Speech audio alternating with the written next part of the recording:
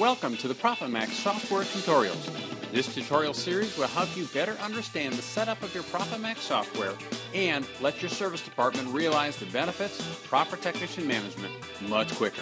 Let's get started. Welcome to the tutorial for the Maintenance Performance Analysis Report for ProfitMaxx. It's critical that you understand the performance of your entire team when it comes to your maintenance agreements. Your service agreements are priced around a specific time frame. How accurate are your techs against your maintenance agreement pricing? If they're off, you may be losing money and not even know it. Your techs need to get parts sales and add-on sales and enhancements on every single sale. Believe it or not, that does make for a much better service agreement program. And what is your lost revenue due to poor maintenance agreement performance? You need to know this not only for each individual person, but for the team as a whole. ProfitMaxx gives you a one-page analysis for each technician as shown here. We'll go through this report so you understand what each of these numbers is telling you. Keep in mind that when you're looking at this report, you can also press your F1 key for detailed information of each section of this report. This report pulls information from 3 different detailed reports. Source reports are always listed at the bottom of each of the analysis reports. For this report, we're pulling information from the residential maintenance, commercial maintenance, and filter change maintenance reports. These can be found in ProfitMaxx under the Reports menu, then click on Track Detail, and then on Maintenance. The Maintenance Performance Analysis Report looks at maintenance calls from 2 perspectives. First, the maintenance agreement performance. Maintenance agreement performance is telling you if your maintenance is being performed in a timely manner and conforms to your pricing structure so that your maintenance program is profitable. Second is the maintenance call performance. Maintenance call performance addresses the idea that additional accessories and parts and labor not covered by the maintenance agreement should be performed at the time of the maintenance. This is a service to your customer and makes your maintenance agreement even more profitable. Now let's get started looking at the first report. The technician's name is in the upper left-hand corner of each report. This report is for Bruce Dern. The report is divided into the 2 sections, the maintenance agreement performance and the maintenance call performance. We'll start out looking at the maintenance agreement performance. The first item that we'll look at is the target labor credit per hour. The target labor credits per hour is the dollars for the amount of time that you figured the tech would need to perform the maintenance agreement work, the amount of time you priced into the program. You enter this value into ProfitMaxx during setup. For example, if your maintenance agreement is priced at $100 and you expected the tech to take 45 minutes, ProfitMaxx will then calculate your target labor credits per hour at $133.33. This is what you need your technicians to average in order for your maintenance pricing to be profitable. Bruce's target labor credits per hour is $132. Now we're also saying that for every 1 hour spent performing maintenance, we're going to give the technician credit for $132. Since the money was collected 6 months ago, we'll give this credit towards his daily revenue goals today as if he collected the money today. The next area we'll look at is the average labor credits per hour. This is the actual revenue collected for the technician while he's performing maintenance. Since Bruce took longer to perform maintenance than allowed in the pricing, we only collected $120.81 per hour. The next item is the difference between the two. We simply calculate this by subtracting the actual labor credits per hour from the target labor credits per hour. So 132 minus 120.81 gives us a difference of $11.19 per hour difference. The expended labor credit hours is the amount of time spent performing maintenance agreement work for the time period specified. In this case, 14.75 hours between July 1st and July 31st. Now, if we simply take the difference between our target and average labor credits per hour, times, so that difference is $11.19 times the amount of time he spent doing the work. That'll give us the lost revenue for Bruce Dern while he's performing residential maintenance. So in this particular case, $11.19 times 14.75 hours is $165.05 in lost revenue. Now on the commercial side, our target labor credits per hour is $75. Bruce had average labor credits per hour of $75, so he's right on target. There's no difference, and you notice we just have a dash here. We don't want to penalize the guys anytime they're meeting or exceeding our expectations, so this difference will always be zeroed out or just a dash if they're meeting or exceeding our expectations. He actually spent 1 hour performing this work, but since there was no difference, lost revenue is at 0. For filter changes, again, our target labor credits per hour is 75.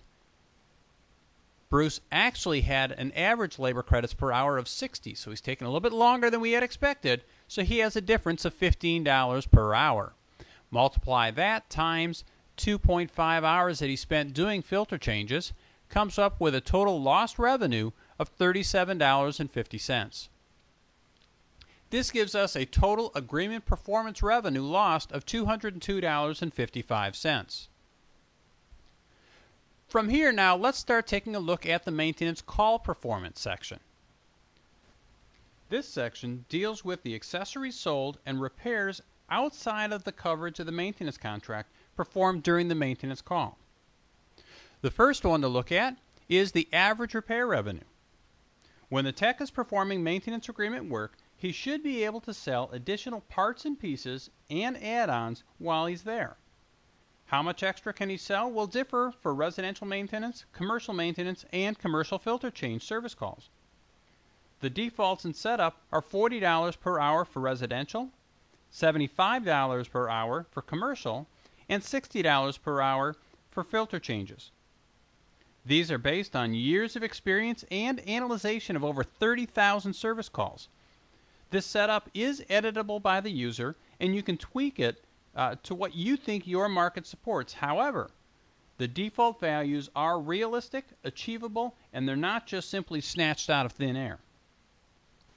For Bruce Dern, our goal for average repair revenue for residentially is $40 per hour.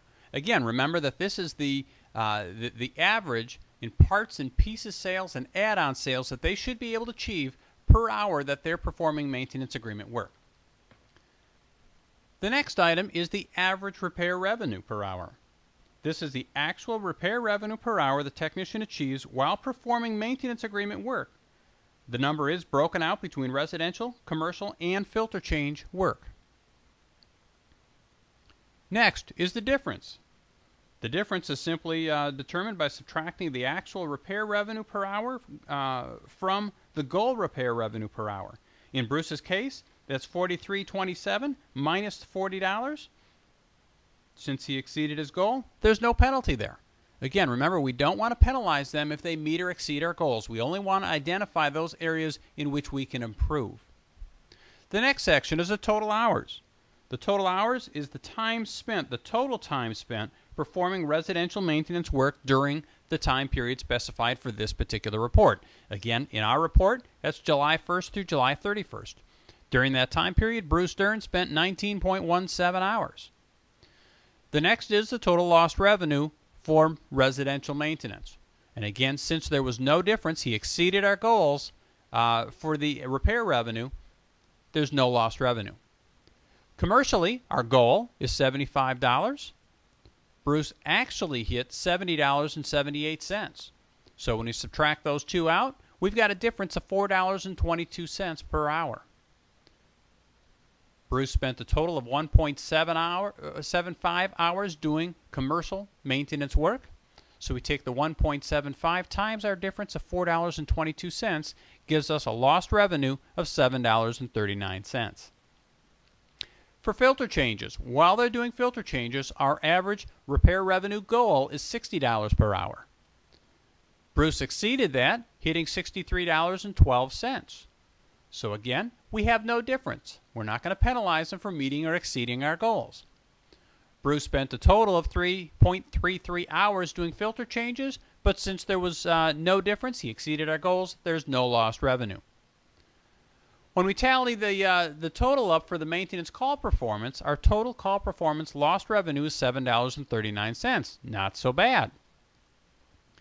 From there, then, we can tally the two sections, add them up. Our total maintenance performance revenue lost for Bruce Dern is $209.94.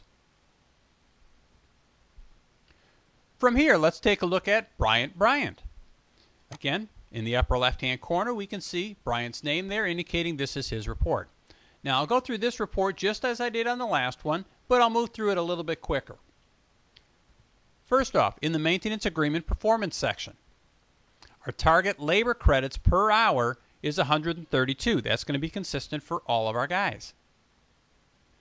The average labor credits per hour for Bryant is $86.40. In other words, he's really stretching things out and taking a lot longer on his maintenance agreements than he should. We've got a difference of $45.60 per hour while he's doing maintenance agreement work. Again, remember, in order to be profitable, we need to hit $132 per hour.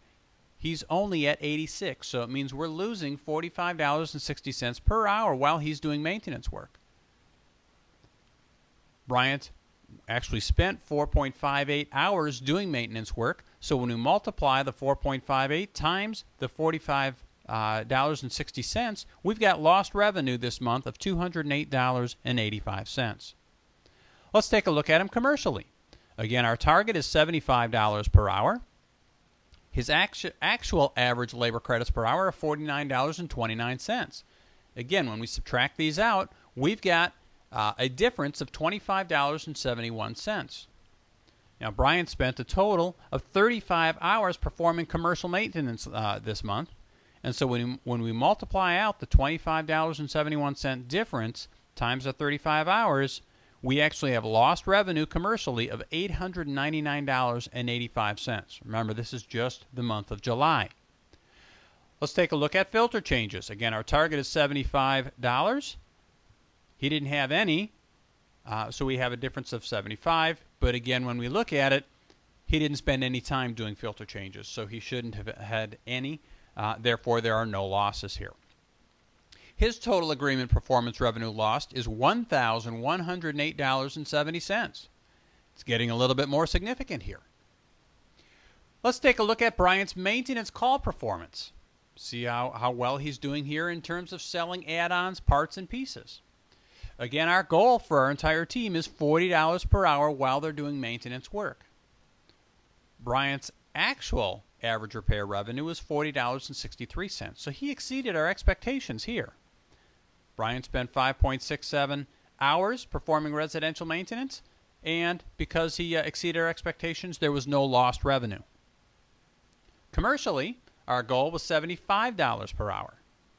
Here again, Bryant exceeded our expectation, hitting $104.08 per hour. So again, doing very well selling parts and pieces and add-ons commercially.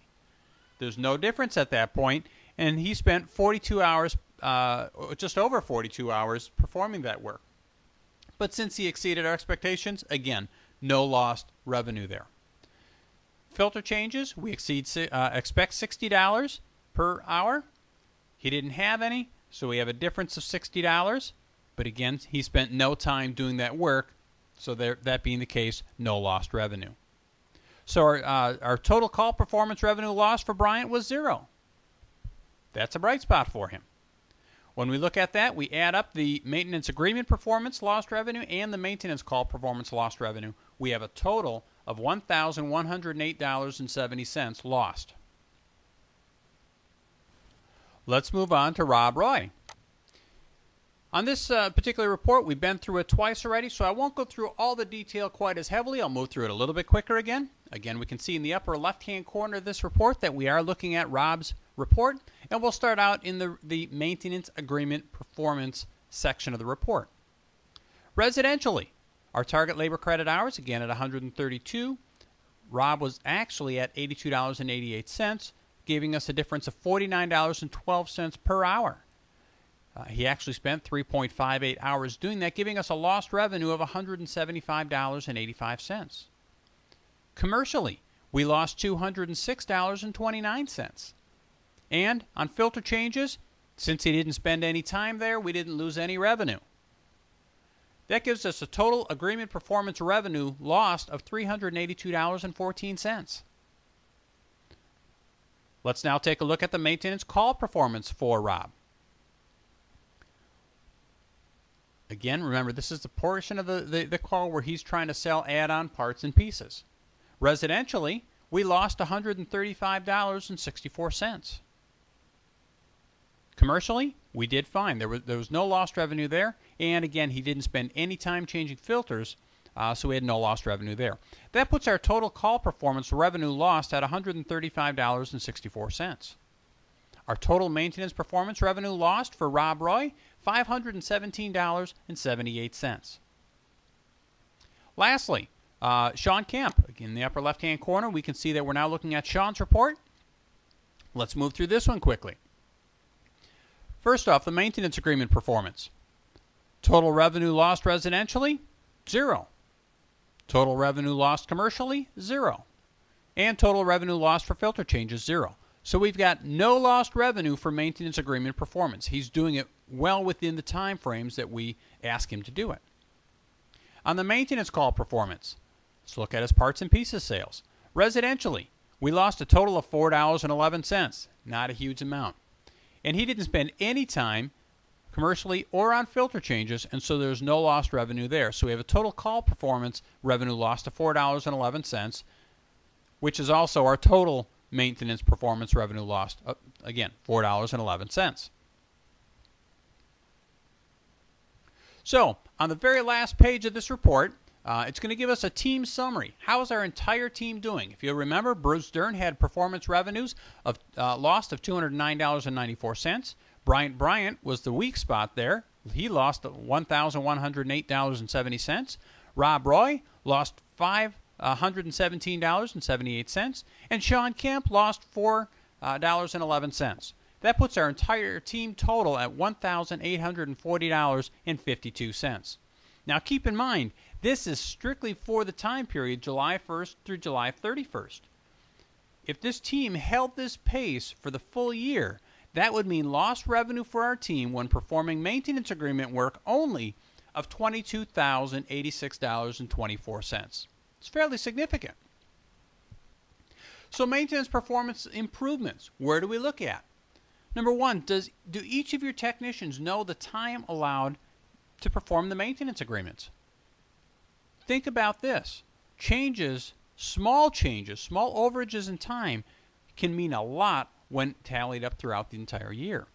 Does each tech know the impact of working slow?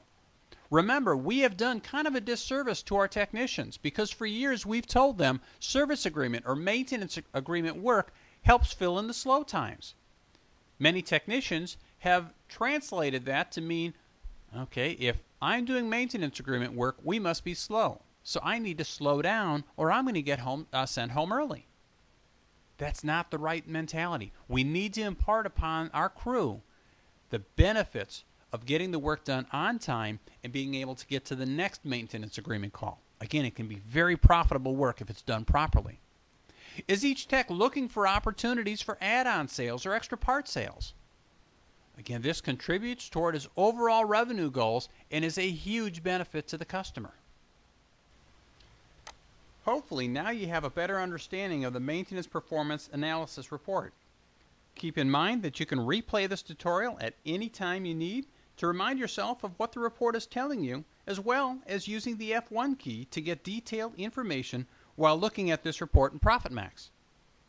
This is the end of this tutorial. Select the next tutorial you'd like to view.